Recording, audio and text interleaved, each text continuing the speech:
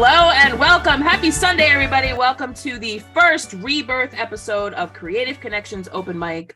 I am your host, psychic medium Kristen Tinsley, and today we are connecting with Jordy, who is a human design expert. She does Reiki and she's a spiritual coach. She's a business mentor, and she is out there doing the good light work to empower women to stand up and be better in their business and better in their lives. She's out there bettering people's lives. So if you want to know about human design, you want to hear about a spiritual coach, you want to hear us go back and forth and talk about this, two spiritual people on this live, this is the live for you. Stay tuned so you can learn how to get in touch with Jordy, how you can get in touch with me, and also how you can become a guest on the show. If you have a book, if you have a movie, if you have a screenplay, if you're an artist, a nail technician I'm being called to shout out to, somebody who does makeup, anything that is creative, you can be a guest on my show. And how do you do that? You can DM me through Messenger, and we can set up an appointment so you can come on the show and everyone can see your beautiful creative light. So let's get into it. Unmute yourself. Are you? Hey, there you are. There you are. Welcome to Creative Connections Open Mic. Jordy, how are you today? I'm amazing. Thank you for having me. I'm excited. Good. I'm excited too. I love the hair. I love the makeup. I love the lipstick, everything. You're just a glowing light. I love how we're totally twinning with the black here today. It's like we knew, right? Exactly. You know, people say like, oh, black. Oh, it's such a dark color. It's such a, it's so dark. It's evil like that. Can you please shed some light on the color black and what it means to you? What does it do for you? It's my power color. I just feel like it brings out the best in me because I don't know. I like bold colors, but when I show up in black, I mean business. Same. Yes, that's how I feel. When I am black, I feel powerful. And a lot of people say, well, black, hides your no. Okay. Listen, no, it does not. It does. And it doesn't. Okay. I'm not going to walk around in a bright canary yellow, like suit. Like that's not going to happen. Cause then that's just like, whoa. But to me, the color black just is very bold. And it just means that, I'm in my power, I'm flowing with everything. And it's a neutral color. You know what I mean? It absorbs. But I also feel like sometimes it absorbs the wrong type of energy. Now, okay, before we get into that, hello, everyone that's watching. Hello. Before we get into that, a lot of people are probably wondering, like they've heard of what a spiritual coach is, and we're going to get into that. But I think a lot of people have human design. I know that it uses the calculations of the time you were born, where you were born. It has a little bit to do with astrology, but it has to do with the flow of the body, where your weaknesses are, where your strengths are, and how you're supposed to use your energy within your body with the world that we were born into. Yep. Right. So explain that in more fun detail. Well, human design is just this incredible tool that people don't know enough about. It combines 5 things: astrology, Kabbalah, I Ching, the chakra system, and quantum physics. So super detailed, super in depth, and you literally see where the energy likes to hang out, where you are consistent, where you're not, how to show up in business, how not to, who's affected by energy, who is not, like everything down to being an empath, diet habits, how someone learns. You can see so much. It's an incredible tool to do coaching and healing with because you know exactly what to target. And I can hear the vibration of people watching diet tips. Now I know, and we've had this discussion about being, I'm a medium. I have a new nutrition course that's coming out. It's called New Tarot. And it is about that. I may change the name of that, but because people hear the word tarot and they're like, oh no. But as a medium, when I sit with someone, I can actually close my eyes and see where they may be having ailments or sicknesses, and kind of really digging into the life path to get to the why you're experiencing these emotions and why your energy is weak in one point and strong in another, and what you need to do to clear the blocks out of your way so that you can live your best life. And when you fine tune on weight, it's not just about, diet, what you eat, all that stuff. When you think about in terms of weight, as far as Nutaro is concerned, the weight is not necessarily what's on the scale, and it's not necessarily how much, fat you have on your body, which is what people are typically obsessed with. It's about the weight that you carry. Where did it start, and what was the conversation, and what did you do to get out of that, or to comfort yourself, or to keep plunging yourself down into that dark hole of weight? I am not shy about the fact that I used to be 600 pounds. And as I'm writing, my book now, I'm going through all the memories and times and pinpointing, because I'm asking spirit and saying, listen, I need you to help me and guide me to show me where in these points in my life did these things happen and what was going on at that time. And then I can take that and apply it to what's happening in my life now. This way I can see, am I showing a strength to overcome this? Like, I'll give you an example. When I was in kindergarten or sixth grade, whatever grade you're in when you're going to get a communion. Okay. Now, back in the 80s, if you're an 80s baby, shout out to you. They did not have plus size clothing. They did, but plus size clothing was assigned to an older woman. It wasn't plus size for a younger person, because if you were young, you were not supposed to be fat. And if you were fat, that's a problem. So I remember, but they didn't have clothing for us. They did not have clothing for us. I would often go to school wearing the same outfit as the librarian.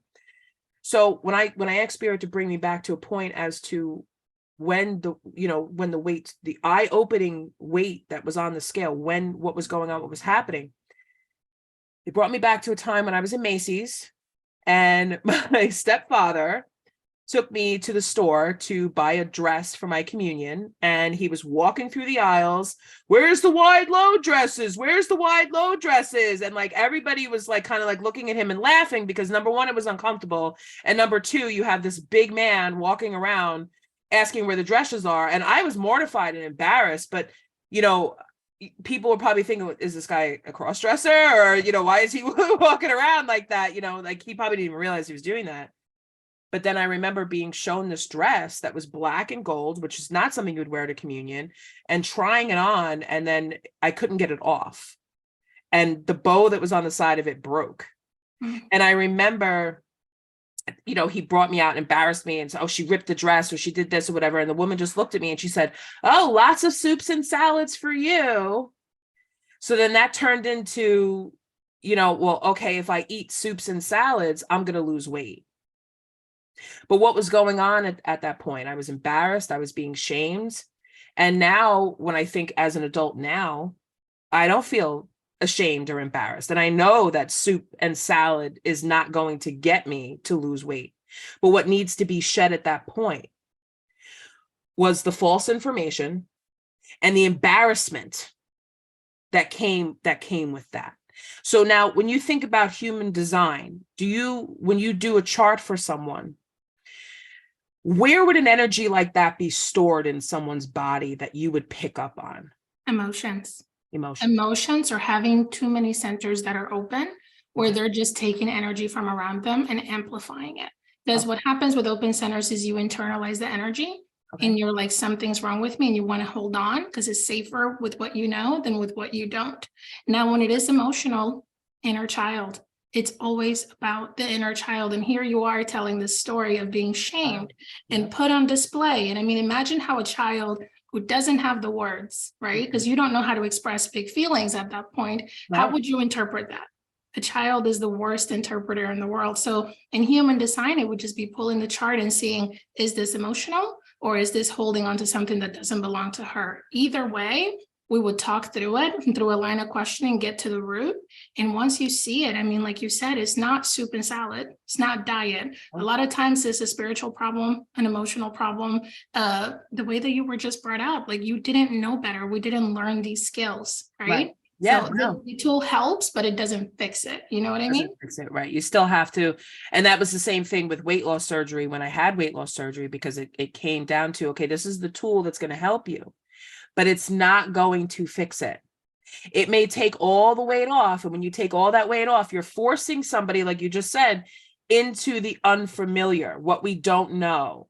I recognize now that I have never lived life in a skinny body or what's a normal body. Oh, you have a normal weight for a 5-year-old. A 5-year-old should not be weighing 130 pounds. We get that. You know, in 4th grade, you shouldn't be weighing 200 pounds. In high school, you shouldn't be weighing, 300 pounds. But when you collectively think of what we're holding on to, and then you think about genetics and you think about all these things, because, some people are resistant to losing weight, to losing that fat cell. But I switched it around and I said, well, when you study, like, as I studied nutrition, I studied weight management, I studied all this stuff, and you're holding on to weight, okay, because you are afraid of the unfamiliar. But also, fat is not a negative. Fat is not a negative. It is a survival mechanism. It is a survival cell. If you were to put me out with no food for 6 months, I don't know about 6 months, but with no food for a little while out there in the wilderness, I'm coming out, girl. I'm surviving. I'm good. I'm surviving. I'm going to be okay. But then when you think about why do we hold on to fat, and you think about your past, and you think, because I had a very abusive childhood. Same. I was always in survival mode, always, in many different I didn't know if I was going to walk in the house and get beat up. I didn't know if I was going to walk into the house and even have a home. I didn't know if I was going to have food. I definitely knew I wasn't going to have clothes, girl, because they did not have Lane Bryant back then. I lived life on survival. How do I survive the day every single day? Exactly. And that's why we have stunted adults today who are still operating in survival mode, and they don't even realize that it's an autopilot at this point. Autopilot, right? Yeah. Exactly. Well, how am I supposed to live? Just go with the flow. You can only control what is here right now. Mm-hmm. You cannot control what's going to happen 10 years from now. You cannot, well, you can plan for it, but you can't control what's going to happen 10 years ago. And that's why it's very important for people to connect to their spirituality, to connect to the guides and the angels that watch over us, and ask them for their help, ask them for their guidance. And that's why this is very important, to understand the physical part, which is the human design part, the physical thing, what's locked in here, and then also the spiritual, because they're going to tell you, hey, listen, you may have this block, but we're going to show you how you can get rid of it. We're going to show you how you can move past it. And we're going to make you see the lesson that you have to learn from that. Now, as a child, was there a way for me to stand up to my stepfather and scream at him and say no? But through spirituality, in meditation, I could take myself back to that moment in Macy's, and I could breathe through that uncomfortable feeling. And I can stand there in my 100% black wearing power and tell my stepfather, shut up, mind your own business. I'll find the dress that is for me, because I see one over there, because now I know there's plenty of clothes for me. And I can tell that lady, you know what, lady, soups and salads don't solve a weight problem. Thank you, and walk away. And that's the power of connection to us, to our body. It's that easy. We don't need years of therapy. We don't need, electroshock therapy, whatever it is. We don't need years and years and years and years and years of staying on a diet plan. We just need to fix the spiritual side. I agree. It's never something you're going to work out in the gym. That's why there's people who have a perfect body, but they are unhappy. They are sad, they are depressed, and they're like starving or eating foods that are not good, or just holding I have these 2 meals at these times. And sometimes it's like, you're not really fixing a problem. My brother actually lost over 100 pounds while he was in college, right? Which kudos to him. He looks incredible. But for him at the time, he did it through self-hatred of let's just work hard, do this, pushing himself. And correct. And now he's healing the emotional part of what that did to him. Because again, when you're young, you don't really understand. And that disconnection from spirituality, and I'm a spiritual life coach. So for me, it's whatever you call it. That source, spirit, yourself, higher self, just connection to self, getting back to the actual core of who you are. The answers are there. Right. Because that's what really matters. That's what matters. Listen, like you just said, you can have the hottest body on the planet, But if there's no depth, there's nothing there. You don't know who you are. You don't know, what you're doing. You're not creating your life. You're not creating your purpose. You're just existing. Look at me. I look great in a bikini. Mm-hmm. Well, then what? Honey, you just said it. You don't know who you are. If you don't have the identity of knowing who you are, nothing matters. You're just living, putting on a show, wearing a mask, being who you think you need to be, trying to fit into the model. It doesn't work. It's very much, and I lived that life, girl. I married my trauma. I did the thing a couple of years, and I cried myself to sleep for 5.5 years. Yeah. And the other side of that, they were like, Jordy, what do you like? I don't know. What do you want? I don't know. Jordy, what are you going to do now that you're divorced? I don't know. And that journey of finding myself led me here. So, right. Yeah. Yeah, there's hardship and we all have to overcome it. And weight is one of those that I even am still struggling with, but it is coming back to the root, and the root was emotional. Right. There's a lot of things that were said when we were little that were not okay, kind of like it happened to you. Exactly. And we just didn't know we could talk back or take our power back at this point in our lives, But at any point you can. Remember what I told you. Every food you eat is indicative of an emotion that you're trying to process. Right? And if you're trying to clean it up, what food would we assign to cleaning it up? Clean eating, clean foods. And people will say that a million times. Eat clean. By eating clean, you're keeping everything open. You're nourishing. People need to learn to eat with purpose. What is the purpose of eating a Twinkie? Nothing. What is that going to do besides trigger? Because most of us eat, because Kai is here. Shout out to Kai. She's saying she's an 80s baby. If you ate Twinkies in the 80s, right? What does that do? That sparks that great feeling inside of you, the fun time, wow, a Twinkie. It's, fitting in with everybody else that's eating those types of things. And if somebody had a Twinkie for lunch, it was like, oh, wow, oh my God, it was a reward. It was a treat, So when we eat that now as an adult, we're looking for that emotional response within us to something. Because I always said, for a birthday, what do we get for our birthday? We get cake, right? Cake, right? Sparks, people eat a lot of cake because they want that joy feeling. They want that comfort feeling. But they're also, why do they want that? Because vulnerable. And when you look at the texture of a cake or a cookie, it's very vulnerable. If you drop it on the floor, if you smash it, it's going to break apart. So that's what you need to recognize. I'm feeling vulnerable and I'm feeling like my emotions could just break apart. And that's why I'm eating something that's going to give me comfort. Wow, you just hit on something there, because that's my drug of choice is sweets. I love me some sweets. Right. And as you're talking about it, that vulnerability, that's something that to this day I struggle with, because I'm being called to open up, like, abandonment wounds or whatever else comes up. And every time you climb as a coach or in business, or you have to put yourself out there, right? And all of these pieces of you that you've been protecting, right? You have to put out there. And in order to shed these layers, that vulnerability is needed. And I'm telling you, because now I recognize it. When I'm craving a cookie or sugar or a cake, my brain immediately is like, I'm trying to suppress the feeling of, oh my goodness, I'm exposed. Like they're going to know all of it. And, that's part of the process of growing in this, but wow. Yeah. How funny that you picked up on that one. I didn't have a choice. After weight loss surgery, people say a lot of different things about weight loss surgery, but I knew that it was absolutely necessary for me to do that because it was going to change my anatomy in a way that I needed it to. It was going to change. It was going to stop me from overeating, because at the point when when I had weight loss surgery, I was like 460 pounds, and I had lost some weight, seeing a nutritionist. And, I knew why I had gotten up to 600 pounds at that point, because it was such an overload of sugar and carbohydrates and stuff, which is very not good for me at all, but it was too much. And I was in a very bad place when I did that, but that's a story for a different day.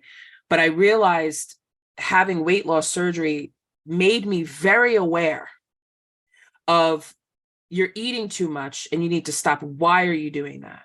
And it makes you stop and think, why do you feel the need to eat 2 pounds of pasta? Why do you feel the need to eat an entire pizza? What are you doing?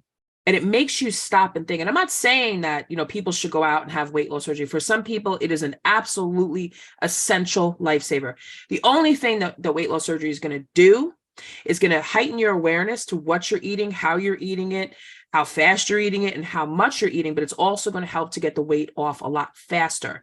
Because once you climb past that 300-pound mark, you're in a very serious health risk. And I don't care what anyone says, being that heavy, being that overweight causes a lot of health problems. And listen, I'm not saying I'm the healthiest person. I didn't always have all the health problems that would be assigned to an obese person. Doctors look at me right away, and that's a different conversation. Doctors look at me right away. Oh, you on blood sugar medication? Are you on blood pressure medication? Do you have heart problems? No, I don't have any of that. I do not have high blood pressure. I do not have all of those types of issues. I don't have that. Surprise. Your theory is wrong. Why? Because even though I may not look the way that they think I should look, when I eat or when I do things, I do it with a purpose. Which food am I going to take to give my body to change the code? It's all about changing the code. The code in the past was Twinkies, pizza, Oreos, Dunkin' Donuts. I could go through the whole list. Now I have to teach my fat cells to change, because fat cells are very interesting. It's not just one type of fat cell. There's many different types of fat cells, and they're still being studied to understand what their function is. But every single cell in our body holds memory. You have to change the memory of the fat cells so that they respond, because they're used to responding to Twinkies and cookies and bread, right? So you take that away, you lose 50 pounds. Oh, those 50 pounds look great, right? Yep. Now you start eating those things again because why? We're feeling vulnerable and we need comfort because we haven't healed the spiritual part, the emotional part. So now it's time to go back in there. Any diet that you start, you have to change the code, the security code. That's by introducing the body to the foods that are healthy for you. And a lot of people think, oh, healthy food, yogurt, cottage cheese. I mean, what were we taught in the 80s? Eggs, all that stuff. Eggs are wonderful. Eggs do a certain thing, but make sure you're consciously aware of the genetic code, the code that's in those foods, and how it's going to benefit your body. You should be eating foods that take care of every single part of your body every single day, which is crazy, but you can do it. And that's the only way to change that code. And then that changes the physical part of it. And then you start to change the emotional part, because when you eat higher level foods, elevating foods, and I know this even being a medium, if I eat nothing but junk food, I'm going to feel very weighed down. I'm going to feel very blocked. But if I eat organic foods and lighter foods and vegetables and fruits and whole grains and all that good stuff that the Lord put here for us to eat, right? My vibration is much higher. And I'm more open and I'm more clear-minded. And it also helps with, well, last night I ate 50 Oreos. So what am I going to do to myself today? I'm going to beat myself up for eating 50 Oreos. I used to wake up every morning with the checklist. What'd you eat? What'd you eat? What'd you eat? What'd you eat? Weight loss surgery stopped that because I knew I couldn't do that anymore. So for me personally, that was one of the things that I needed to get past certain things, but the emotional part was still there. Yes. Okay. We don't want to get too off. Hi, Wendy. Sweets is the need for joy in our life. Yes, sweets are needed for joys in our life, but we can get sweet stuff from fruits and the occasional snack. I'm not saying never eat an Oreo again. I'm not saying never eat a Twinkie again. I'm not saying that, but understand why you're eating it. If you're eating it for pleasure and it's a reward, wonderful. But when you're eating it, we're talking about when you're eating it and then you're because you're abusing yourself, because you're sabotaging yourself. That's a different story. And you're reaching it because you need something. If you're reaching for, I haven't a Twinkie in a while, I'd like to have one. Okay, great. That's fine. You could do that. But if you just got into a fight with your boss and you stop at 7-Eleven on the way home and you buy a package of 6 Twinkies and you eat them all on the way home, why are you doing that? That's what we're talking. That's what we're talking about. Okay. That was a lot. All right. Let's go back. So how long does a human design session take? Depends on what it is. So there's the foundational one that's about an hour and 15 minutes when I do it. And we just help you understand the lingo. What does it mean? Open versus define, this versus that, your type, your strategy. How do you make decisions? There are bit readings for health. There are readings for children. There are readings for parents and children's relationships, business. I mean, you name it, you can have it. So it's basically, again, there's astrology in it. So it's very accurate. The thing about human design is that it goes deeper. So it allows you to pick up things and pull on things that sometimes you just ask a question and the floodgates open. And then being a coach, my brain goes to, oh, now we can clear it. Awesome. On top of that, doing Reiki. Awesome. So it really depends on where are they struggling, because 9 times out of 10, wherever they're open, that's where the struggle lives. Or if they're highly emotional or highly intuitive, they're picking up, kind of like you being a medium, right? Just picking up all of this energy all the time and almost learning how to sort what is mine and what is not. And then once they figure that out, creating boundaries to protect them from themselves. Because just because you're wired one way doesn't mean you have to solve everybody else's problems. You know what I mean?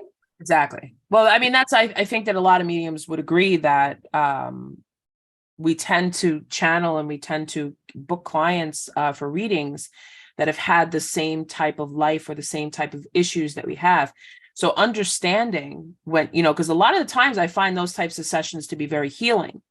Because I'm helping someone else by giving them the message that are being channeled through me, but I'm also helping myself because I'm realizing, oh, you're giving this person advice and now you hear it and now you understand it as to what is, what you should have done or how you can heal this going forward. So I never leave a session without some sort of healing for myself too. And recognizing that and understanding that, as well as helping, those people, because sometimes it takes those two minds to click where the message is really coming forward. I'm not sure if there's a level of enlightenment where it's just going to be just all flowing channel just to help other people, where you're just pure and you're clean and you don't have any more lessons to learn or whatever it is. I don't know if I'll ever get, maybe when I die and become a spirit guide, I think that that's when that happens. And that is the point where that does happen, when somebody does pass away, because a lot of people come to me for guidance as far as, well, for example, what does my mother say about a divorce? Why are they asking me that? 9 times out of 10, it's because mom said, you should marry that guy. You're going to get married. You should marry the guy. But now that mom has passed away, she sees everything. And she sees why she had that response to give you that advice. But she also sees energetically, we feel when we pass, how unhappy you are. And because you come from her, because you're attached from her, she can really feel that. So she wants to help you and heal you and cleanse you. So if getting a divorce, because people are shocked, oh, I can't believe my mother would say that. She's the one that told me to marry. Well, guess what? Now it's different. Yes. Now it's different. So now I realize that a lot of the times when I'm reading for somebody, a lot of the messages that, come through are advice that I could give to them as well as to someone else. And it's also things that I've lived through. And that's why I decided to take a nutritional form with my mediumship, because I've lived this. I've lived being 600 pounds, lived it. And part of the block was, well, I have to be perfect before, because people say, oh, you're giving people dating advice and you're still fat. You ask people, they feel much more comfortable talking to someone who's overweight when they go to sit down with a nutritional counselor, someone who's walked that path, as opposed to somebody who's always been fit their whole life and has always been skinny. What advice can they possibly give you? Girl, I think the teacher is the student. A lot of times you sit here and you assume someone is below or above you.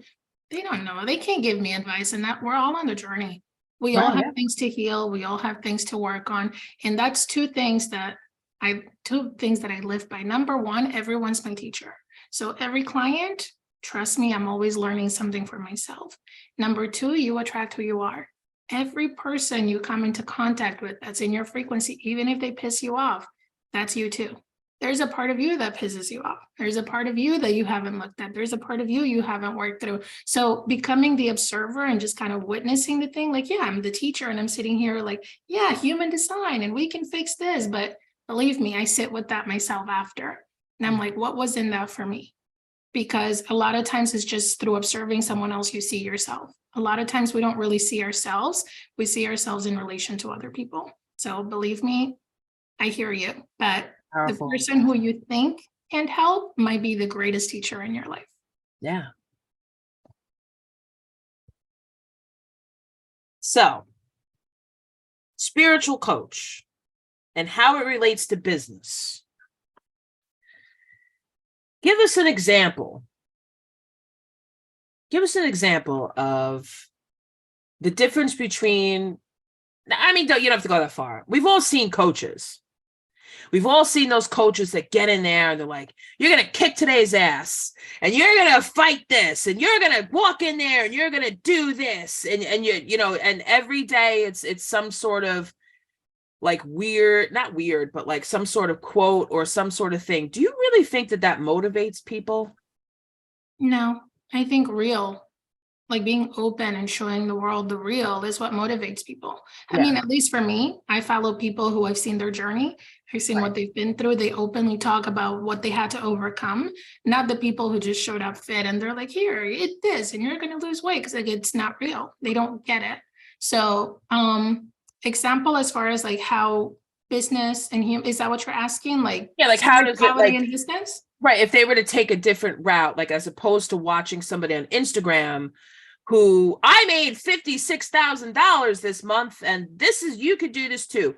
Whereas opposed to taking that glam out of it. And I think we touched on it already, kind of the spiritual part. Well, what is it about me that I haven't done this already?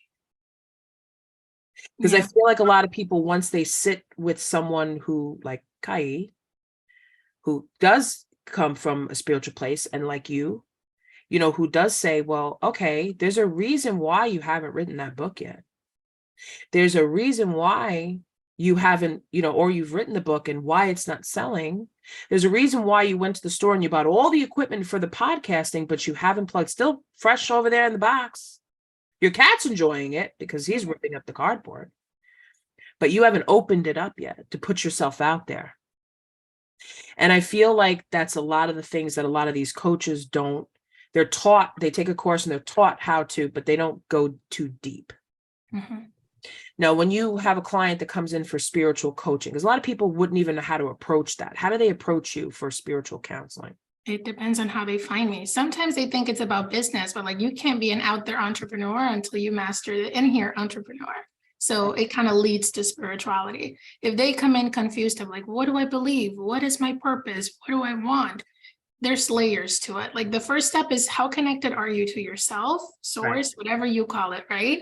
Once we've unpacked that, then what are you here for? What is your purpose? Who are you called to serve? And it just kind of evolves from there to like, is it a business? Maybe it's not. Some people's purpose has nothing to do with serving the collective. It might be as simple as being a mom, right? And not simple because that's a hell of a job. So kudos to all the moms here, but it's the awareness of self. It starts with awareness.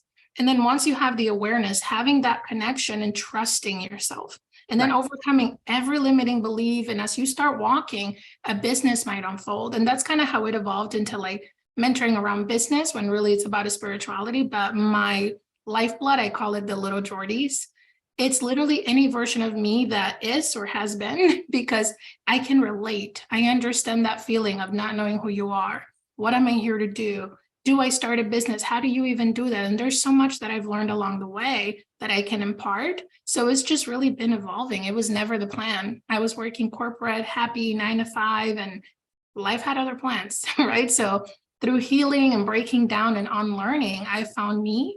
And I'm like, man, I wish I had me 10 years ago. And I do. Every time I see a client, that's me serving me years ago.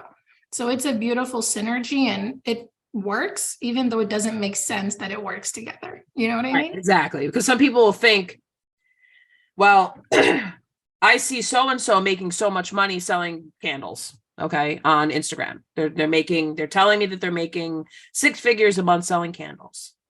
Well, guess what? Unless you were the first person ever to sell candles, okay, and you're like the leading pioneer in that, it's going to be very difficult to pick up on it because a lot of people have the same idea. So when they come to you and they say, maybe it's not a candle business that you're trying to sell, let's take a deeper look at that and see who you are, so we could line it up with the purpose that you would like to create. Exactly. And I think that when people sit with that first, as opposed to just diving in, signing up to the program and, saying, okay, well, I'm going to buy candles from someone else and I'm going to sell them on my own and I'm going to make all this money. How is that really serving who you are? Girl, they do that too. I've had clients that literally go out there and spend all the money, the website, the thing, and this is what I do. And I'm like, so why do you do it? As money. That's the wrong answer. Wrong Like, answer. exactly. You are here for something greater than you. But in order to even tap into the macro, you have to start with like the micro, the inner, what's in here. And a lot of times it's just a collection of other people. And I'm telling you from experience, I had no idea who I was. The movie Moana for me was massive. And I know it's like a Disney movie or whatever, but the symbology in that movie of going out there looking for something and you don't know what that something is. You're like, Every time I hear that song, Oh. on the water, I forget, I can't think of the words right now, but when I need inspiration and I really want to feel like I can like connect, I need to connect and remind myself, which in tarot would be the two of wands, looking out, getting ready to go out. I always put that song on and I play. And I also play from Pocahontas, Just Around the River Bends, and Mother Willow and all those Disney movies. Yeah. Bro, Disney movies come packed with like lessons. And even the more absolutely. recent ones. Ooh, they're really coming at, and when I thought somebody posted something about the Little Mermaid, and I said, the Little Mermaid, the story was actually about a girl who had to give up her voice and leave her family for a man. And then getting your voice back just in time. But what they always touch on the feminine part of it, but what exactly did Eric do for Ariel, to deserve all of that? But again, look at, again, if we're going to unpack it from a healing perspective, she was running from dad. Yeah. She needed to heal her relationship with her dad. It wasn't about a man. Right. She give everything up for a man because that's what we do when we don't have the foundation of a healthy relationship with our man in our home. So again, it's a movie and it's very symbolic, but I hear you. What did Eric do? Nothing. Nothing. Right place, right time. Well, yeah, my ex-husband, it was just, he asked, you want to marry me? Yeah. And afterwards he was like, oh my God, who is this person? Right. And I even know who I am. Like, there's no way I know him if I don't know me, but we fall in love with the idea and the concept and, ooh, marriage and babies. And there's people out there who have no idea what they want. Like, their dreams are so shut down, their voices. Imagine someone's meant to speak, or someone's meant to sing, or someone's meant to like take up space, and they're hiding behind a role they never really wanted, but they don't know how they got there. These movies are very symbolic, but again, who takes the time to go deeper? Somebody who sits with the awareness of, what is it teaching me? What is it trying to tell me? What does this say about me? Why is this my favorite movie? Moana is the one for me, but girl, Disney's my jam when it comes to unpacking trauma, because every time somebody brings it up, I see the root on the movie. The root of it, yeah. And when I really think back to a lot of things, the one Disney movie that I always relate to is Cinderella, because that's the way I was treated growing up. And I see myself a lot in Cinderella. And when she transforms, and becomes this, this who she really was meant to be, to meet the person that she was, that she was supposed to marry, and who she, whatever, and he actually put in, that was the one movie where he actually put in the effort to find the right woman, to find the right one that he fell in love with. Especially when you look at the different versions of, Cinderella. I think it's Ever After with Drew Barrymore, which is by far my favorite Cinderella movie ever, because he put in the effort to come and find her and to go through the understanding of what type of woman he wanted, and her having to overcome and stand and show her strength and all that stuff, and to transform into the queen that she was meant to be. So that's the one movie that I always go back to. But if they started making Disney movies where the prince actually had to put in some effort to get the princess, I think it would probably be a very boring movie. Oh, back then it was the thing, right? Because like for you, it's men. The man is working. Finally, there's a part of you that wants to be pursued, that needs that validation of I'm wanted, and it's beautiful. But the movies now, they had to move away from that narrative to like sisters working it out, or a woman finding her power. Like the narrative of woman after man and men does nothing. That was all of the I don't know, all the movies back then, right? Like growing up. Yeah. And that's the narrative that I grew up with. I'm a 90s baby. Yeah. And literally watching these movies, like they're like, oh, I can't wait to get to this point when a man is going to be there for me. Prince Charming is not real. It's not real. It just doesn't exist. And it's not a guy, a person. And again, it's not gender specific. No one can complete you. Only you can. Right. Only you can have that union within yourself to be like, I know exactly who I am and what I want. And then you can just go get it. And then you could go get it, because because you're saying, you are what you attract. So if I'm in a very negative, because there's some people who will be in a relationship and they'll break up and then right away they have to go find someone else. And I'm like, no, hold up. Yes. No, because right now you're in a very low energy. And some people like, listen, I know who I am, and some people slip through the cracks. There will always be a lizard who will sleep through the cracks, and that's the universe coming back to test you, because the universe loves to play jokes. Are you really ready for? Are you really ready for that guy that you really, really want? Are you really ready for that? Let me throw you this dragon right here. Let me see if you're really ready for it. Because in an instant, you could go right back to, it doesn't take much. Girl, relationships is where you test yourself. That's where you see how much you've grown. Yeah. When you bounce between relationship to relationship, you kind of realize that you never healed anything. You just bypassed it. Right. And it's cute. Like this one might have a certificate. This one might have a degree. This one has a good job. Yep. It doesn't change the fact that they behave the same and there's still abuse. But again, it comes back to you. And I'm not sitting here saying I'm perfect. Girl, 3 years in a relationship, he's the best. Compared to what I had, this is like, I want to show him off, right? He's that good.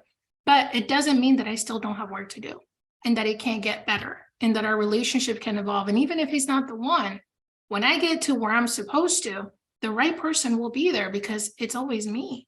It's never someone else completing you, but it's that inner work and that awareness and that spirituality and that connection with yourself that even makes you check in every day. How do I feel? What's going on in my life? What am I learning? Who am I attracting? Because if you're not paying attention, fight or flight, you know how many people are like literally running or fighting the world and they don't even know why? They don't even know. Oh, that was me for a very long time.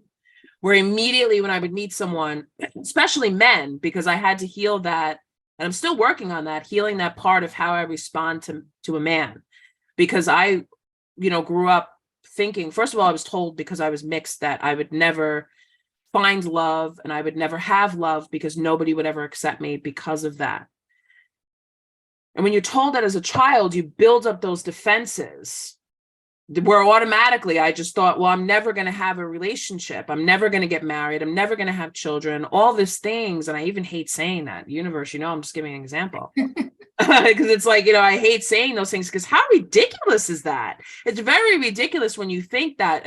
And I thought that, and this was only a couple of years ago, I had that solid moment. Though, because that's the thing. Right. We're like, I should know better. That is crazy. Girl, it's just awareness. We don't need to judge it. It's almost like checkpoint. This is where I'm at. Did I make progress or not? But what we go to is, why am I like this? Who hurt me? Girl, your movie Cinderella, I heard it in the movie. But this is the part of like, it's still a journey. You've still made a ton of progress to get to this point. So you saying it out loud is not like calling more in. It's just the awareness of, this is where I'm at. Do you see what I'm saying? Yes. And now I just had another breakthrough. Let me process it for a second. I just realized that, yes, there are billions of people out there in the world. What makes you think that no one would ever love you? But when they were saying is nobody was ever going to love you.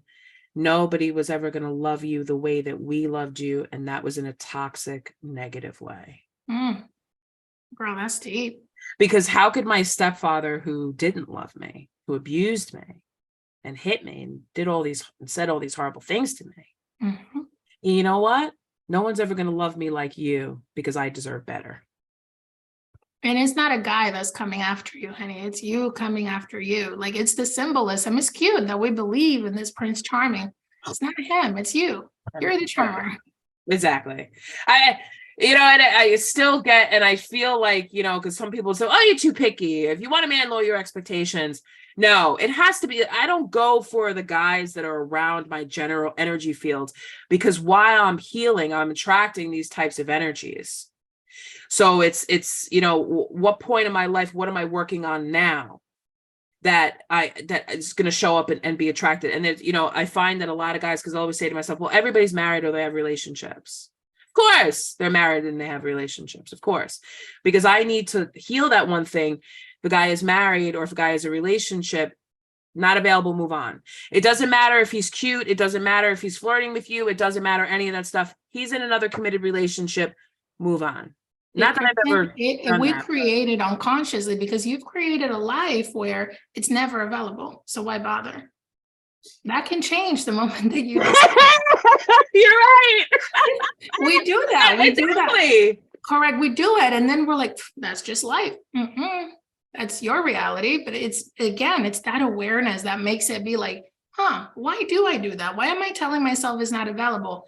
Do I feel ready? Am I scared? What does it bring up? And then sitting with those feelings. And again, it doesn't have to be a coach. The information's out there. You could just journal.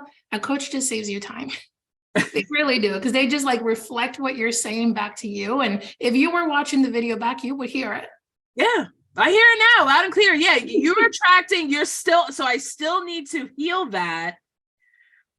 And it comes with confidence, and I'm a very confident person. I'll wear whatever I want, I'll do it, but that's just the outside. The inside has to be confident. Do I feel comfortable enough letting a man get close to me, or am I still hear vulnerability? We were just talking about how I struggle with it, right? We attract who we are. So that vulnerability, for me, it's like business. For you, it's relationship. Either way, that vulnerability is, it's uncomfortable. And for me, I'm a Cancer moon girl. I'm gooey and emotional and soft, but the outer, I'm very bubbly and friendly, and like people, they just don't cross me, right? But my feelings go so deep, it's hard to like separate the two, because it's all me. Yeah. So that vulnerability, again, is something to work through. It doesn't mean that we haven't made a shit ton of progress to get to where we are right now. Oh yeah. And I feel like, making a lot of the physical changes, because I'll be the first person to admit, I was in a relationship when I was 600 pounds. I was living with a guy for 7 years when I weighed that much. I didn't weigh that much when I met him. I got to that point from a lot of things that happened. And of course he wasn't attracted to me. Of course it wasn't the same type of relationship anymore, because I didn't feel comfortable with myself. There was a lot of moving parts with all of that. But I was not where I needed to be spiritually, definitely not. And my spirit guys at that time, if they could have, I think that they were almost ready to kill me. So that they could speak to me for 10 minutes and then send me back down to earth. Seriously, that's how bad it was. It was just boom, boom, boom, boom. Really just trying to get me to wake up and save me from that. I feel like we have to live some things there's some things we have to live through. Because how would you appreciate the lesson or understand how loved you are and how many times your guides or God try to get you to wake up, unless you could recall multiple instances where you were like, oh, that's what that was. Oh, yeah. No, that happens all the time. And it's hard still, because it's like, I'll even just take it into relationships. I'll meet somebody who's my ideal, what I think my ideal person is, and they're cute. They're, they're just whatever. They maybe pay me a little bit of attention, or they're nice to me, whatever. I'm like, oh, yeah, that's the guy I want to be with. And it's like, but he has a girlfriend or he's married. And it's like, okay, that person's unavailable to me. But I need to find someone who is, and I keep pushing that back, because I'm actually low-key a little nervous. I don't want to say scared, but nervous about, well, what happens when I meet that guy and he's ringing all the bells and he is available? Then it's like, oh, it's Yeah, there's a lot there, and I'm hearing you. I would just say maybe not on the live, but one-on-one, girl, we can unpack that because I hear you, right? Yeah, There's a lot of like, what if this happens? And I mean, you'll only know if you allow it. But for right now, you're not allowing yourself to even think of the possibility that they could be available. that it could be available. Well, I'm going to change that and be like, it is available. It is out there. Well, but be ready. Be sure that you're ready for what you're calling in too. Because I'll give you an example. I went live on TikTok for the first time, maybe 3 or 4 months ago, which, girl, I go live all the time on Facebook and all the things. You like abuse. TikTok is that people are crazy on it. Okay, this particular day, I'd never done it. I was like, I'm feeling brave. 507 people showed up. Woo!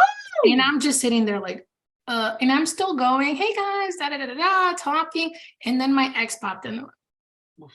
And I lost sight of every single person that was in that room. And I just focused on this one person. At the time, no moderator, no nothing. I was just like panic mode. And I was like, okay, I guess, my crap. And all these men, right? Looking, you're so beautiful. Like pretty privilege is cute until you're being like, oh, I'm uncomfortable. And now there's all these men saying all these things. And, I'm like, it's okay, TikTok. I appreciate the time. I was like, maybe my audience is not here. Girl, when I closed that call, I just started bawling. And for me, I'm like, I'm ready to get my business out there. If I get a room with 500 people, God gave me 500 people. Oh, yeah. I focused on the one because there's still the trauma of my past can come back at any point. But in my brain, I was like, I'm calling it in. I'm ready. And when it showed up, I wasn't ready. My nervous system wasn't ready. Do you see what I'm saying? My nervous system wasn't ready. That was a lesson for him to see. He needed to see, oh, look, 500 people. I want you to take a Google. Oh, yeah. Oh, he made sure to say, like, do you remember me? And I'm just like trying to. Not a bit. But again, Kristen, in hindsight, babe, in the moment, my charm, I'm the expert here. All these people are here for me left. Can you imagine what would have happened if I had emotionally prepared for this moment and 500 people showed up and I showed up for real? You know how many clients and blessings and opportunities and followers and things could have come from that? But in my brain, I focused on one person because I was not ready. So now that I was able to clear that, I'm like, you know what? I'm going to give TikTok another try. Yeah. But it's coming from a place of, I know what to expect. Just keep going. Don't look at the comments. Now you know what to expect because there's always going to be that, oh, who the F are you? Even when because I'm a stand-up comedian. I don't know if you knew that about me. Occasionally, I'm a stand-up comedian. I don't do as much stand-up anymore. Not that I just making room for other things. That's a story for a different day. When I get up on stage, and then you can ask any comic that gets up on stage, you could be up on stage in front of 10 people, in front of 10,000 people. Nothing throws you off more than that one person who says something too loudly or throws something at you at the right moment to distract you, right? Any sort of distraction can happen. You just have to keep going. You could acknowledge it with whatever. You got to learn how to just nod, whatever. That's part of, being an entertainer. That's part of, being out there. People are going to. But again, in my brain, it was just, I'm ready to show up. Yeah, I'm calling it in. And girl, we are powerful. Yes. And the room, 500 people. Like I see lives with like 2 people. I'm like, whoa, right? But in the moment, my brain left the building. I was just like gasping. And don't get me wrong, when I watched the live back, I sound amazing. I didn't lose my composure. But what I lived on the inside while it was happening and afterwards when I was bawling, after that, I went live and I just said whatever. But again, it was the awareness of sometimes you're not ready for what you're calling in. So try to put yourself in that scenario of what if this man is available and he walks in, and allow yourself to like visualize. How would I feel? What would I think? What would I do? How would I act? How would I want it to go? And start preparing your nervous system for when it actually happens, because mine was not ready. And that's where I'm saying sometimes we're sitting here like, oh, I see it. Let's fix it. And you're just putting yourself in situations that when fear comes up, like logic leaves the building. Right. Yeah. Well, I know that when I do think about these things, like, okay, well, what if I did have a boyfriend, what if it worked out, everything had boyfriend, there's a lot of other or just a person in my life, I hate the label boyfriend. There's a lot of things in my life that I need to move out of the way before, because I would like to be good in my foundation with my business and managing clients and managing readings and stuff like that, because it is a business. It is things that do take time. I could have someone at any time call me and say, hey, I need a reading, or I need to check in on this, or I need to plan this, or I need to plan that. There's a lot of things. Kristen, you know what I'm hearing? What? I know better. I have a plan. This is how it needs to go. Not, I'm open to how it shows up. Because what if this person, if and when they walk in, they fit perfectly into your life and they understand that your business is a priority? My partner does. I was building my business when he walked. I wasn't even looking when he walked in. I didn't even think it. Okay, so what you're saying, and I hope everyone's realizing this, because I'm being vulnerable right now.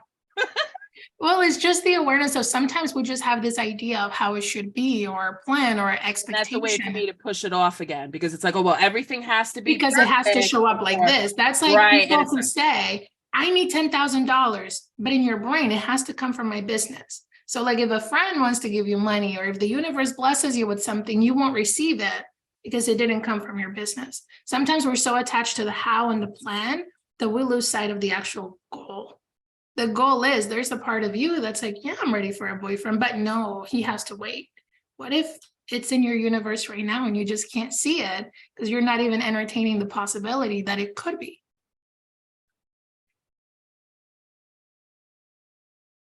Okay. Again, trust me, girl, I'm learning too. There's a lot of things that I've become aware of over the years and time of where I tend to do this.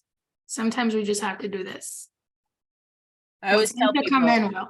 The universe cannot give you more if you're holding on to 2 apples. You got to let the apples go and have your hands open and ready. And that's what I'm definitely going to focus on, because you're right. I'm hearing myself, and you're just putting yourself. And what does that channel back to? When I was a little girl, and it said, well, all the things you always heard. You can't have a boyfriend unless you're skinny. You can't be a nutritionist unless you're skinny. You can't do this unless you're this. You can't do that unless you're that. And it's, even though I'm retuning it to that, to be, you're still creating it. I can't have a boyfriend because even though I've lost all this weight, they're not available. The available, replace it for the because you're not skinny. It's just a different label for the same thing. The same thing. You're right. And that's exactly. I don't get to have it. The universe is abundant. Like, you can have an abundance of scarcity or an abundance of abundance. Your choice. But what are you focusing on? Because it's still responding. Abundance it just is. Like, people, how they have problems after problem after problem. They're still abundant. They're just abundant in where their mind lives, which is everything's wrong and money and this, and versus the people who are like, I just get to have it all, however it shows up. And I still struggle with this because I had my 500 people that I was manifesting show up. And when it came, I was like, it didn't come the way I thought it was going to come because my ex was in the room. So it's just our human nature of like unlearning. And once I see it, I'm like, oh, I know what I need to do to clear it. But some people don't. That's why you got to get out there and look for tools and information and coaches and books. Like, some of this stuff isn't even paid. Sometimes it's just reading a book. And sometimes it's just channels. Yeah, sometimes it's just channels. Like we had the discussion the other day, it just channeled through. But it helped me to get very clear, because a lot of what I told you, that's what I would teach other people when they came to me for, a session in diet. And these are the types of conversations we have, is breaking that. Well, I need to lose 50 pounds before the wedding. Okay. And you can, but what do you think it looks like? It's just, let me punish my body as much as I can so I can fit into a dress for other people. Right, for a 2-hour event. Well, what comes after that event? Okay, you just had 2 hours and now it's okay. Well, what comes after? And it's the same thing with somebody who's planning a wedding or something like that. Let me punish myself to fit into a wedding dress, and let me punish my bank account, and let me punish all my friends and family around me by having the wedding attitude. And then for a 3-hour event that no one's really going to remember after that, and including you. I have a friend, and we haven't been in touch in a minute, but she took out $60,000 loan for her wedding. Beautiful wedding, stunning wedding. They had 2 different cultures. They took this beautiful vacation and she's still paying for it. They've been married 7 years. It's almost wild to think of, like, sometimes a once in a lifetime moment that feels so big, you're still paying for it now when you're raising children and trying to get out of debt. And it's like, it's a hole that we create for what? Like, it's trying to fill a void when we don't have to. And again, if it means a lot to you and the ceremony is important, that's beautiful. But to jeopardize your livelihood in debt, and again, the potential for a divorce and still being paying for it, speaking from experience, right? Like, there's a lot that comes after. And like, we make these in the moment decisions, which the equivalent of the Oreo or the Twinkie of like, in the moment, oh, this feels so good. Like, girl, I can talk about moments where I've had like that desire to just like stuff my face. And then after, I'm like waking up in the morning, oh, why did I do that? Why did I do that? Yeah. It could be years, 7, 8 years of carrying the excess weight and being like, how did I get here? Those decisions, those moments. But again, we do it in different ways. For some people is a wedding. For some people is this business, this idea, this dream, food. Again, we all have our struggles and we attract each other for a reason, right? Because like me and food, we're in therapy, we're working it out. Okay. I need to have a healthy relationship with food because I didn't learn it at home, but it's almost like my ancestors paved the way so that I could be better. I can make better choices and my children don't have to suffer that. Exactly. And sometimes, the ancestors say, hey, listen, don't let us off the hook here, because sometimes they want it. Sometimes, well, you're more connected than I am, right? Like, yes, not to the level you are. Yes, that's the second book, An Obesity Ghost Story, which will be out after my 600-pound afterlife. An Obesity Ghost Story does get into more about the offerings that Spirit expected of me or wanted through me, how they could get to me. And that was through food. So now, but I've learned to recognize who is communicating with me by the foods that I'm craving. And I know that my father is one of my real father, not my stepfather. My real dad loved peanut butter. And I am and my sister too, I am a peanut butter monster. I just give me a jar of peanut butter, I'm good. Trust me. I love that stuff. In any form it comes in peanut butter, I'm instantly attracted to that. Why? Because my dad liked it. So whenever he's trying to communicate with me or wherever he's trying to get my attention, I'll start to crave peanut butter. But now I realize you don't need to eat a jar of peanut butter to feel that connection to your father. You could just listen. Do some automatic writing, do some meditation. So whenever you find yourself craving your favorite foods, or if it's a relative that passed away, their favorite foods, stay quiet and listen to the message as to what they're trying to guide you to and what they're trying to tell you. Because even like before I do a reading, sometimes I will get cravings for like the weirdest things. Like, let me think of a time. Oh my God. Lasagna. I was craving lasagna like crazy for like 2-3 weeks. I was obsessed with it. Obsessed. Had to get it. Had to have it. But since the weight loss surgery, lasagna is not something that's going to like stick well in my stomach. It's not going to, there's no point in me going and getting a lasagna and eating it or making it, because I could really only eat like half a piece. It's really not going to do anything. But the craving was very intense. I didn't recognize it at the time because, you're busy. It's like Christmas. I think it was around Christmas or whatever, but whatever, when it started. And then I actually met someone who got a reading from me because she had a dream about her brother. And the brother said my name and said everything was going to be okay. She didn't know me, this person. So the spirit was able to contact her through a dream to get in touch with me, to get the message across, to help the family. As I'm reading, I see this giant plate of lasagna. And I'm like, oh God, here it comes again. It was him that was causing that to happen, because that was one of the favorite things that he wanted to tell, that he wanted to say to the family. So sometimes when spirits contact me, they'll contact me through food. Wow. And that's one of it's just because like a spirit will highlight things that I see, before I do a reading. And it's not just, they don't just come in when you're sitting across from somebody doing the reading. No, they make contact way before. They know who they're coming to. They know who they know. So I'll see things like names or a picture, or I'll crave certain foods or candy or something like that.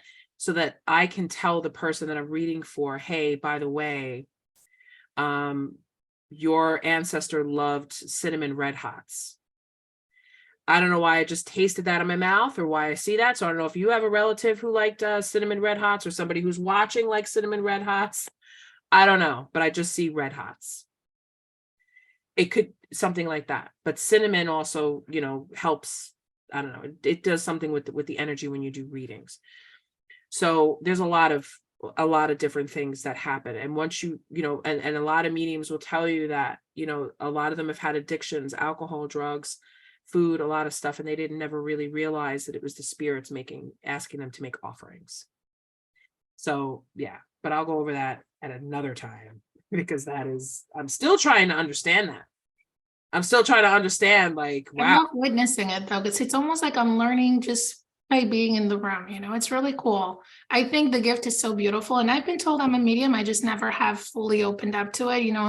I have my reasons, but as a coach, I still pick up intuitive hits, let's call it that, Right. that guide the session and allow me to go deeper. I just, again, never had the learning or the teaching and I also grew up religious. So there's a lot of unlearning that has to happen before I can even embody who I came to be. You don't have to, but you don't have to. I mean, I grew up very strict Catholic, my own strict Catholic by my own doing, not, I mean, my mother was Catholic, and I remember them doing like certain things like Lent and what we were going to give up for Lent. And I did spend a short time in Catholic school, but I was always about Jesus, because Jesus was the first medium. And now I understand why I was so attracted to him. Because he was a medium, because he did do that. When they talk about how he, raised Lazarus from the dead, he didn't physically raise Lazarus from the dead. He spoke to him from the dead, and people didn't understand that, because he was able to give messages that only people who knew Lazarus would understand, or even if it wasn't Lazarus, whatever he did, that's who this particular human being, Jesus Christ, was able to channel the dead. Or just souls that have passed. I hate the dead, because dead is a very physical thing. Death is a very physical thing, but ascension is actually what happens to the soul. But that's a story for a different day. But your mediumship will go however it's going to go. There are mediums who will communicate with people that have passed on, who have ascended, to give messages to the living, to give proof that there is life after death. But there are mediums, there's angels, there's ascended masters, there's all different types of people. And once you're a channel, they will channel through you to give the messages of healing to the person who's receiving it. And you don't have to throw out all of your religious beliefs. There'll be religious, oh, don't you? That very much goes against what Jesus Christ was. For you, in any religion, to say that somebody who is able to use that part of the mind, God gave me this mind, God gave me this body, this soul, it was developed this way. How could you say that that's not real, or that's bad, or that's the devil? I have never given anyone any messages that were evil, or that were bad, or that was going to lead them down the wrong way. So it's not the devil. It's not that. So you learned it, whatever it is. And I understand that people judge it all the time. Even when you say, oh, I'm a spiritual coach.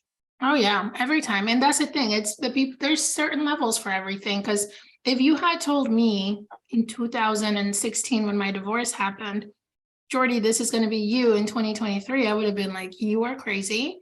You must have smoked something. You have no idea what you're talking about. Yep. Even in 2018, when I moved to Florida, I would have said, who? Doing what? Nope.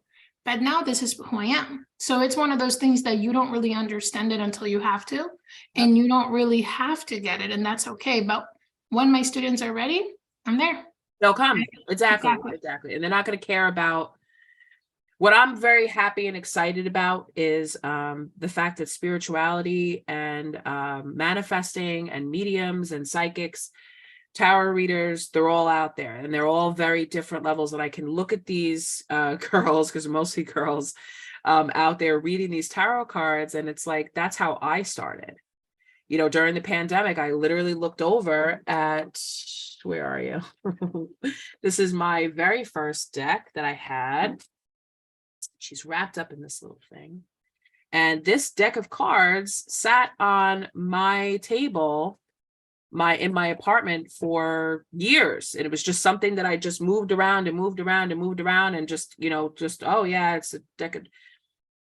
And then one day I just said, you know what, we're going to pick this up and we're going to look at this and we're going to take a class on it and we're going to see how to use them. They'd always been in my life, but I wasn't taught to use them.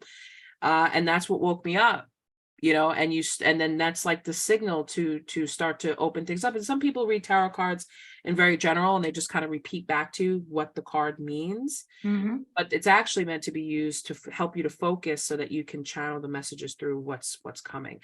So a lot of people, however they start, however it is, but I'm happy to see a lot of women opening up. And I do get a lot of young mediums who will come to me and ask me, for help. And there's some people who will be like, well, can you teach me to be a medium? No, I can't teach you to be a medium. I could help you to give you like the tools that you need to kind of help you to get through it and to understand what's happening, because we're all on a journey. There is no such thing as a top medium out there who knows everything, because we all have a different gift. We could teach you tools and we can confirm things that are happening to you, because I've met people that have had the same things that have happened to them during readings that have happened to me. Still don't understand it most of the time, but it is what it is. And I just know to recognize it, because I know one day it's going to be useful for me to teach someone else. So however your mediumship is coming in for you, whatever way you choose to use it. I don't have to be just a medium who sits here and communicates with grandma. I don't have to do that. I could be a medium in every way when I'm creating my purpose, whether it's writing books, whether it's writing movies, whether it's, dressing a certain way, or my hair, or just speaking to someone. I'm still being a medium, because we're just channels and we're energy. That's what we are. Okay.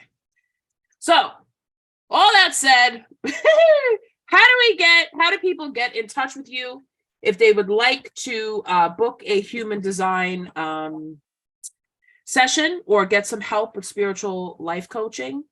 How do they start that process? What's the process? Well, it depends. They can add me on Facebook. Just literally send me a DM. I'm an open book. But also my website, journeythroughthedarkness.com, and it's THRU, it's like through. But it's everything there. You could pull your chart. You could find out about human design. There's the way to contact me, the services, all the things. So really, whatever you need, even if it's just a question or a hello, or I don't know, I believe people resonate with you or they don't. Right. So that's how you get in touch with me, Facebook or my website. And through TikTok too, 500 people. Oh, TikTok and IG and all the things. Yeah, I mean, I have that. I'm still struggling to get 1,000 followers, and I'm like, how do people do that? But then, like, when I see other mediums on there doing it, I'm like, how do you keep up with that?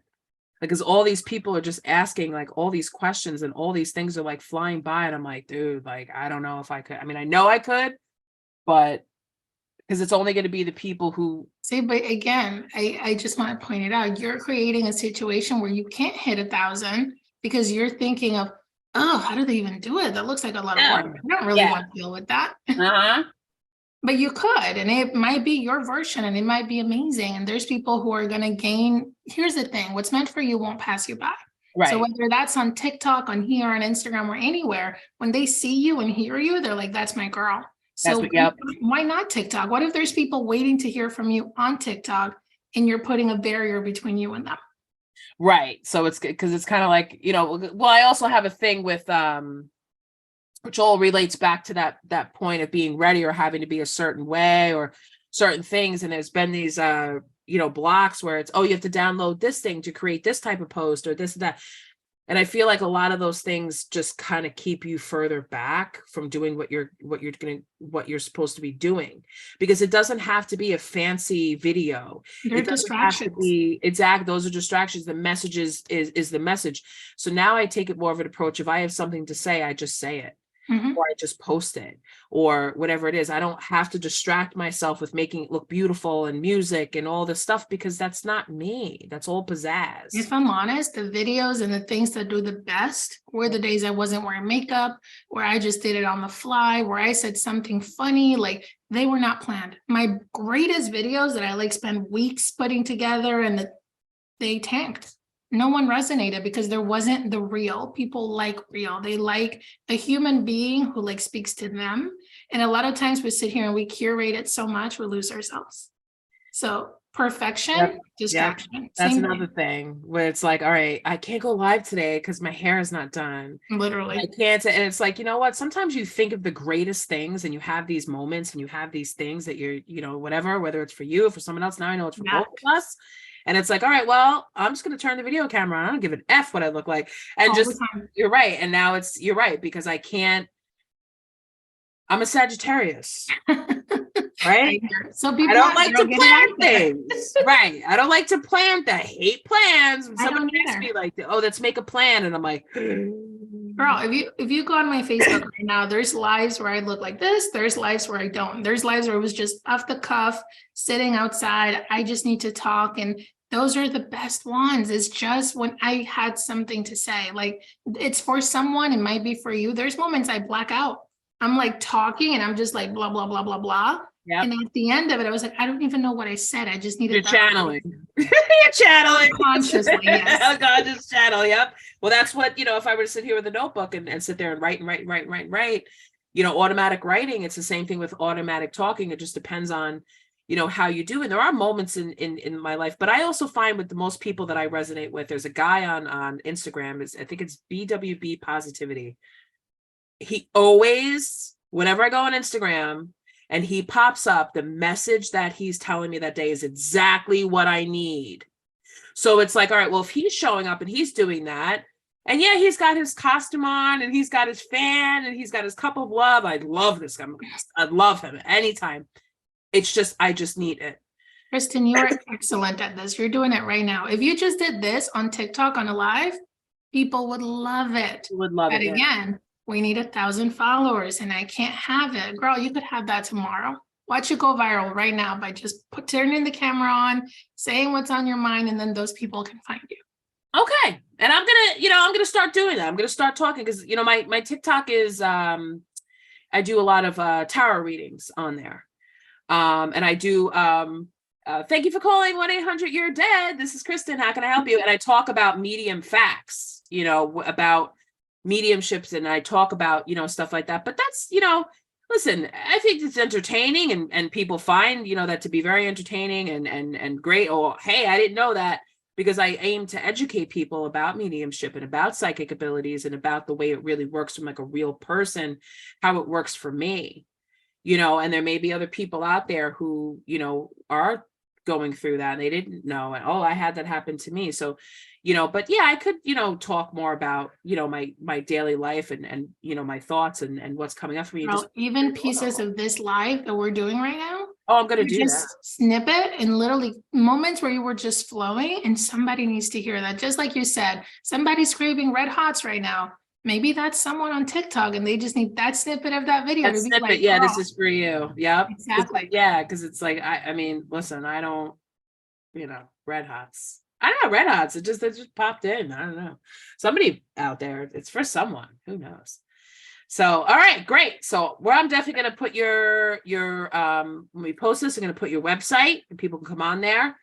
Is there anything else that you want to say before we go? Because I feel like we touched on a lot of different things. Yeah, it just kind of took a journey, but girl, just thank you. Thank you for creating the space where these conversations can be had, for inviting me. I'm honored to be here, like completely new environment. I was excited because it's something new. And sometimes we get stuck in a rut. I wanted new. So thank you for just facilitating the space where this could happen and for being you. Yeah, thank you. And I appreciate that. And thank you for, be able to come on to, a different type of show and being able to, talk about, the things we do and make people understand. Because I feel like, okay, yes, it's right. Talk about business, but it's great to be able to see the person behind the business, which is what Creative Connections Open Mic is all about. It's the person behind the creativity as well as what they have to offer. So if you guys have questions or you guys want to book an appointment with Jordy, I will tag her in the live and her website and how you can, do research yourself. Go on the website, check it out, see what it's about, see if it's something for you. I really feel like this is something that, everybody should be doing, to find out, like, stop the struggle, get the messages of what you need, like, just to find out who you are and understand how your energy works and understand that this stuff is real, people. It's not some fake hokey dokey thing. It's not. This is life. This is energy. This is the planet. This is us. This is who we are.